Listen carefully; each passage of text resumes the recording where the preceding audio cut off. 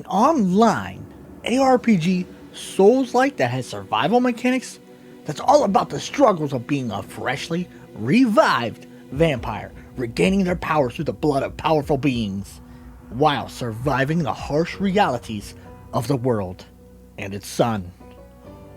Oh, sign me up! I love this game. Stunlock Studios' first game was Bloodline Champions. It was a school project that they started in 2008 and finished in 2011.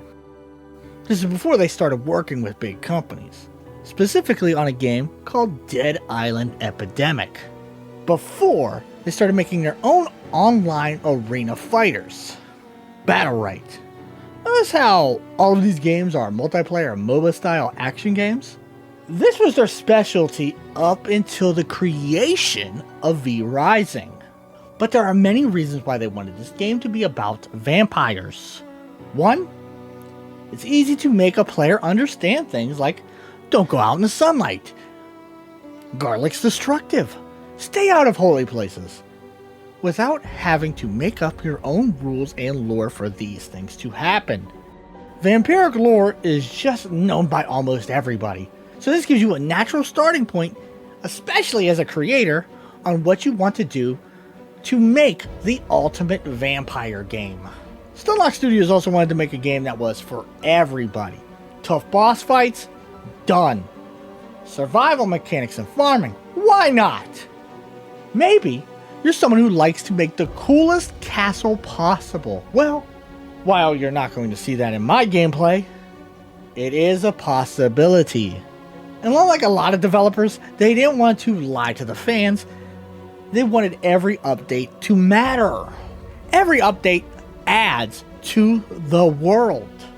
New weapons, lands, mechanics, items to build. And with the 1.0 patch that we're playing on today, we finally get to meet the main villain, Dracula himself. And this reworks everything again from just all the stuff that they did a year ago. The dedication Stunlock Studios has shown to V Rising should be inspirational to game developers around the world. As I've said before, V Rising is a vampiric survival action RPG where Stunlock Studios wanted the players to feel what it was like to be a true vampire. So instead of worrying about food and water, you need to worry about drinking blood. Blood by design is the core of V Rising. It's not just a food source. It powers your castle. It's used to make magic artifacts that allow you to use spells. And many other things.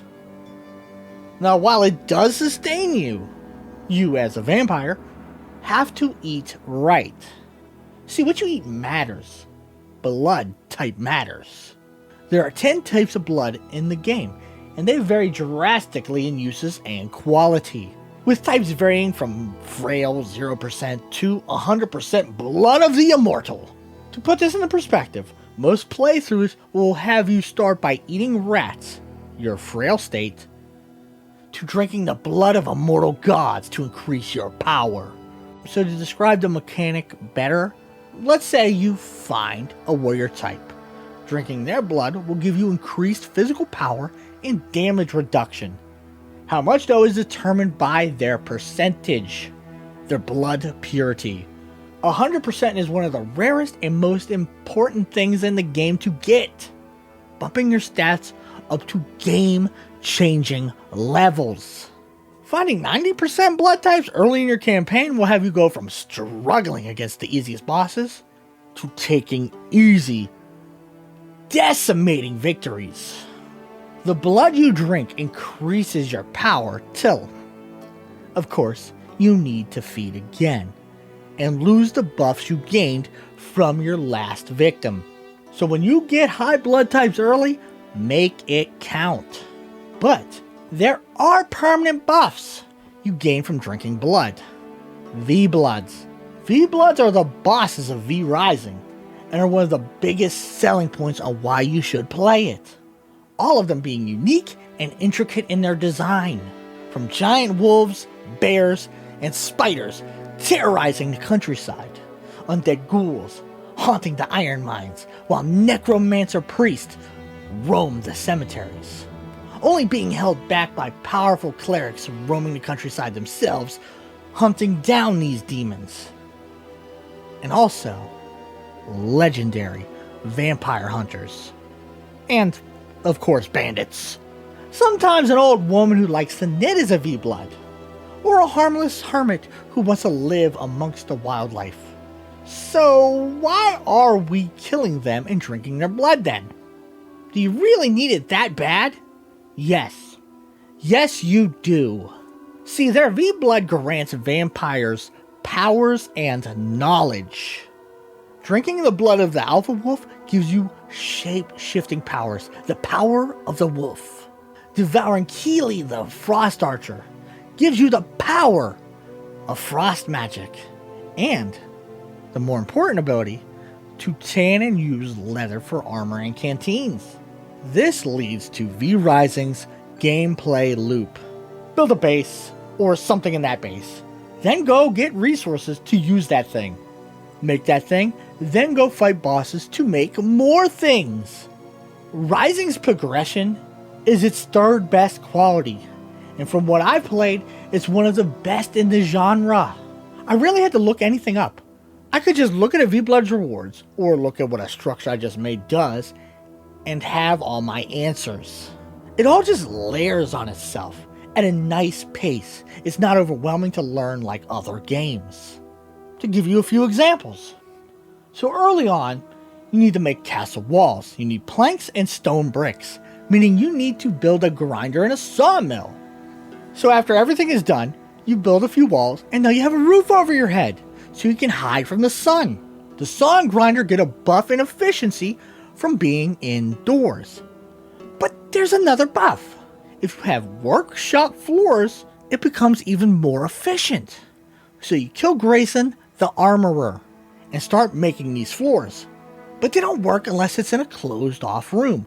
So you end up doing this for almost every major structure that you can build. As you progress, you make a forge in the same manner, using a furnace to create iron ingots. First you make a smithy, so you can make iron weapons.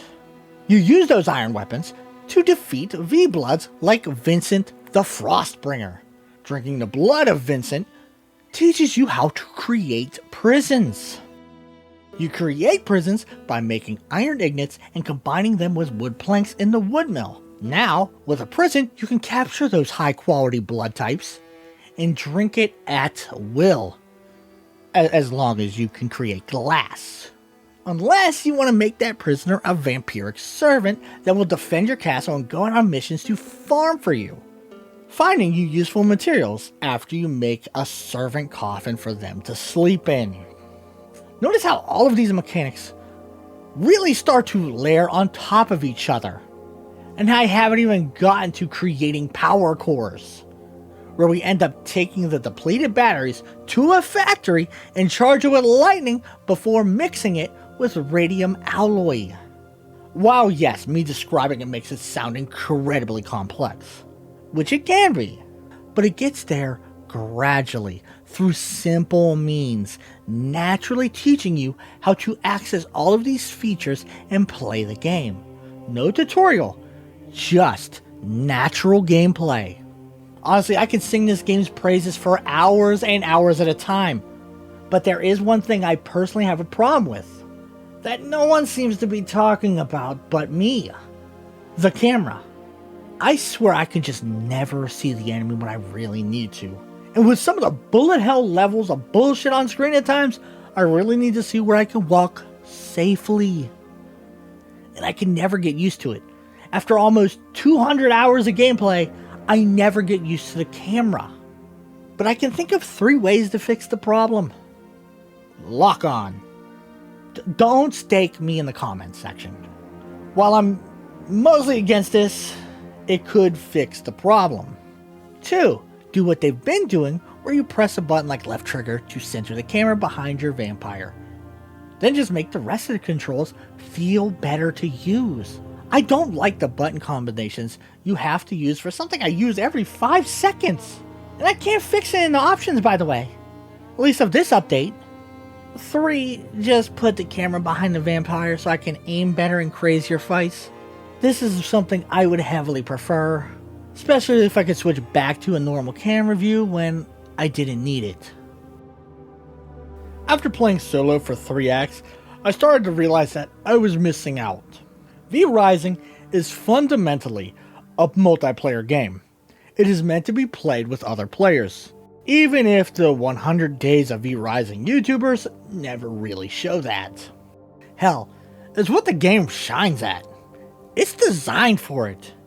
These 100 Days of V Rising videos are only showing you the surface of what V Rising has to offer. Everything they're showing you is a tutorial for the real game.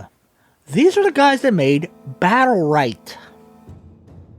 The main focus was always going to be the PvP. So, to actually experience everything V Rising had to offer, I started a new character on a brutal PvP server. Brutal is V Rising's hard mode, and it hates you. V Rising doesn't just make everything hit harder, no! It does this and so much more. Every boss you encounter will have a brand new moveset. Yes! Brutal mode forces you to relearn the boss fights. Shit got so tough I had to use exploits to get copper weapons way earlier than intended to defeat the Alpha Wolf, the first boss. So all the stuff that I talked about earlier with the game's progression is even better here, with me using the knowledge I had previously to rush and exploit certain aspects of V Rising. See, there are what I'd like to call milestone bosses. Most of them are at the end of acts, like Quincy the Bandit King. Killing Quincy unlocks the smithy I talked about earlier, the Tailor Bench, Iron Ignits, and Hollow Fang Battle Gear. This is a massive level up for every vampire on the server. With iron weapons and a new tier of armor, you can beat those lower level bosses way easier. Usually you drink the blood of every boss up to this point, so you're geared up for this fight.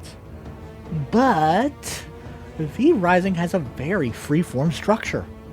All you have to really do is drink the blood of a boss.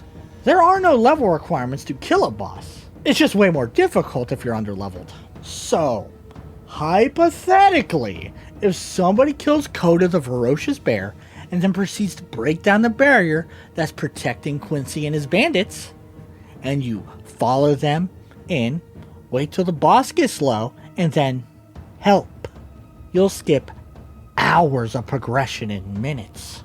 While I didn't do that here, I did do it for Krieg and Meredith. See, the real reason to play PvP over solo is that in solo play, some skills and abilities, like Rat and Toad form, are relatively useless. But on a PvP server, they're useful tools, like using the Rat form to sneak up on people for nefarious purposes.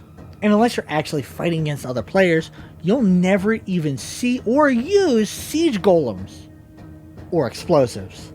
Hell, some of the base structures that you build are meant for farming. Most games treat this like an exploit, but not Stunlock Studios. This is an intended feature to be used as a base defense tactic. God, I fucking love this game. And this goes for many other things, like the V-Bloods. Remember earlier when I was alluding to some of them patrolling the map? This is something we can use to our benefit, because the bosses aren't all on the same team. Many of them are even enemies. Specifically, Meredith the Bright Archer and Krieg the Undead General. Many of the V-Bloods have an on-site mentality with each other. Speedrunners use Lydia the Chaos Archer and the Alpha Wolf's early meetup to access wolf form and chaos magic early. Speaking of magic, let's speak about the second best part of V Rising. V Rising's skill expression and build versatility. Each playthrough can be drastically different based off of drop rates.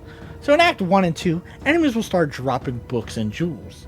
Books or blueprints let you create structures, floors, weapons, armor, and even magic talismans. These books are randomly generated, so sometimes you'll get a merciless iron sword or the ability to create a potted plant. So depending on what books you find, you can go from attack speed sword user to magic spamming bow user based on what armor set and weapons you unlock first. Magic is one of the biggest elements of V Rising. So why are you talking about it now? Listen here, viewer, because it's relevant to the next few topics. Jewels augment or enhance magic spells, making the already versatile spellbook even more versatile based off the jewels you equip those spells to. Take the mosquito spell. All it does is summon a mosquito that aggroes enemies and explodes. But now, with one high level jewel, it sends out healing wisps and shields you and allies. Because of this, I spent most of the mid game as a necromancer archer, which at times was the best build I've ever used in this game, and other times it became a tool that the bosses would use against me. This leads to the number one reason to play V Rising, the V-Bloods, the bosses. Yes, we're going to talk about it again. Like I said, almost every V-Blood you defeat has their own unique fight, and the brutal difficulty exemplifies this by using their extended move set. In normal mode, Chaos Volley and a counter of your choosing will beat most bosses, with a little bit of trial and error. Not on brutal mode. Every single detail I've talked about throughout this video is used in the boss fights, especially on brutal. Most fights are designed around an idea, like Polera the Feywalker. Polera throws spirit dogs at you. If they hit you, they will bounce off of you, hitting your allies or one of her fairies, healing them, and then bouncing back to her to heal her further. This completely counters my necromancy build, because she would just bounce them off the skeletons in front of her and heal back to full in the middle of the fight. There are a lot of levels of thought that went into the boss fights in this game. Some bosses are just straight up bullet hells, giving you two options to fight them. Study the pattern so you can weave in and out of their attacks and attack yourself, or just use one of the 3 magic shields the game gives you to reflect the damage back at them. Late game, I was literally using 2 of these shield spells to stay up close to the bosses to deal damage. I still died a lot, so it's not as OP as you would assume. Don't forget, you're doing this all while other players are around. Depending on the people of the server, people can team up and fight the bosses, sharing the rewards. Or they can grief you at the respawn after they kill you at said boss till all your gear is broken. V Rising's multiplayer has a predator or prey style mechanic. You don't level up normally. There is no experience, just gear level. That's one of the big reasons why the milestone bosses are so important. In some neighborhoods, I'd be forced to hide from the level 90s because if they decide they like my shit, they could just debo my ass, legitimately taking my gold chains. And I've done this before, so I know it happens. I assumed someone robbed my dead body, so I ran him down and shot him with arrows. I mean, what was he going to do? Fight back? I mean, technically, you could if you really understood how the weapon combo system worked. But I don't. So I can't really describe it to you. All I know is greatsword knockup, spear stunlock. The spear seems to be very good in PvP. I know because it was repeatedly shoved up my ass. There are so many tools to grief people in Rising, like the stealthy rat approach that I was talking about earlier. You can turn into a spider and hide underground waiting for people to show up. You can go race car horse build, running people down and then having you and your team stunlock them with spears. Let's not forget the most toxic of all, sieges. Imagine spending, 50 hours building a castle, farming gear and all the good loot in the game, just for a team of 4 to bust down your door and loot everything in sight, while killing you over and over again, breaking the gear you need to come back from this. You'll either love this game or fucking despise it based on how you view this mechanic. I had a horrible time with this because despite me having a clan of 3 here, I basically played the game by myself. So one time, I had to negotiate my way out of being robbed. We've done enough. You seem like you understand the lesson I was trying to teach you. The other, I just lost everything, except for my servants and my prisoners, and luckily my castle. At first I thought, God, I'm never going to complete this video now. It's all over. But because this game is so well made, I went from, I'll never financially recover from this, to taking an afternoon, using some 100% workers' blood, and farming myself back up from the depths. Get those bootstraps tied up and get to work, boys, let's go. V-Rising, in every aspect, might be one of the most punishing games I have ever played. Not just for this channel, but in life at this point. But I was still able to get to the end game and defeat brutal Dracula. This channel is mostly dedicated to playing old and tough games. So when this is at the top of the list of the hardest experiences I've ever had on this channel, that goes a long way. I played games that no one's ever beaten before, basically. And what makes it even harder is the world is constantly active and toxic as fuck. If you're a player who's interested in this, don't make it as difficult on yourself as I did. If you're going solo, do not go to a clan server. There are solo and duo servers out there for PvP that are far less punishing. But after experiencing the real Vampire Rising, I can say that I will come back to this in the future, considering the devs have all but said that they will continue to release updates for this game. Now, while there are balancing problems for PvP and PvE that have all but only been slightly hinted at in this video, I will definitely say that this is a must-buy, especially with this new release on the PS5. If you couldn't tell, I played the PC version, but I did it entirely on a controller. So I don't want to hear any excuses. And I didn't want to spoil all the mechanics of the game, so go explore them for yourself. Become the next Dracula.